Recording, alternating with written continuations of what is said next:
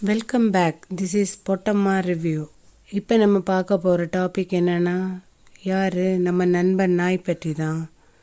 நாய்கள் பற்றி தான் மக்கள் என்ன கருத்து சொல்கிறாங்கன்னு பார்க்கலாமா? நாய்களை பற்றி உங்கள் கருத்து என்ன மேம்? அதை வளர விடலாமா அல்லது அதை நம்ம வளர விடாமல் தடுத்துடலாமா? நீங்கள் என்ன நினைக்கிறீங்க? உங்களுடைய கருத்தை சொல்லுங்கள். ஐயோ, நாயினாலே எனக்கு பயம். அது பார்க்கும்போது மொத்தமாக உட்காந்து என்னை துரத்தும். எனக்கு பயமாக இருக்கும். நாயினாலே பயந்தான்.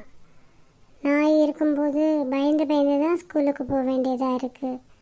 நீங்கள் சொல்லுங்கள், நாயினை உங்களுக்கு எவ்வளோ பிடிக்கும்? நாய் இங்கே இருக்கிறது நல்லதா கெட்டதா? உங்களுடைய கருத்தை சொல்ல முடியுமா? என்ன கேட்குறீங்க? நாய் என்னுடைய ஃப்ரெண்டு, என்னுடைய க்ளோஸ் ஃப்ரெண்டு. நான் எங்கே போனாலும், தனியாக போனாலும் எனக்கு கூட வரும். எங்கள் வீட்டில் தான் இருக்கும், எங்கள் பக்கத்தில் தான் இருக்கும். நாங்கள் சாப்பாடு கொடுப்போம். எங்கள் கூட இருக்கிறதுனால என் கூடவே வரும். நான் எனக்கு ஒரு பாதுகாப்பாக எப்போவுமே எனக்கு கூட வந்துட்டுருக்கோம். ஆனால் நாய் மற்றவங்களெல்லாம் கடிக்குது, அதுக்கு என்ன சொல்ல வரீங்க? ஆமாம், சில நாய் கடிக்குது. பாவம், பிள்ளைங்க எல்லாம் ரொம்ப பயந்து போவாங்க. சில நாய்கள் கடிக்குது. என்ன பண்ணுறது? நான் யோசிச்சு என்ன பண்ணுறதுன்னு எனக்கே தெரியல.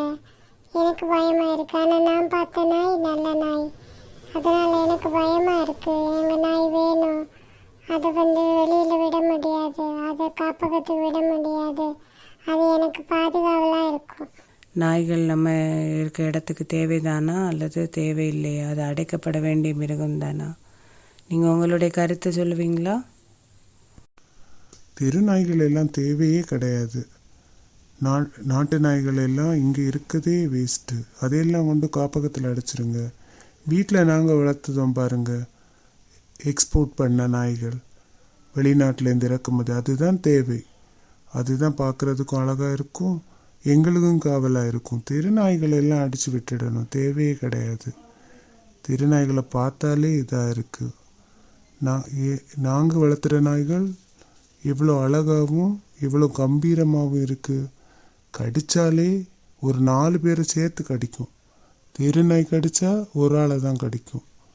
நாங்கள் வளர்த்துற நாய்கள் எங்கள் பிடிக்க கூட இருக்காது. அது நாங்கள் வாக்கிங் கூட்டிகிட்டு வரும்போது அது பாட்டுக்கு எங்களை கையை விட்டுட்டு வரும். அவ்வளோ குதிரை மாதிரி.